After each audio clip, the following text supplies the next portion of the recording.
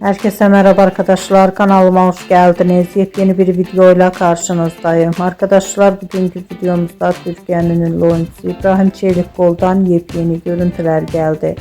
Ben de bu görüntüleri sizler için YouTube kanalımda video halinde sunuyorum. Umarım beğenirsiniz. Arkadaşlar, videomu beğendiyseniz kanalımı izlemeyi ve bildirim butonuna basmayı unutmayın. Şimdilik benden bu kadar olsun. Yeni videomuzda görüşmek üzere. Hoşça kalın.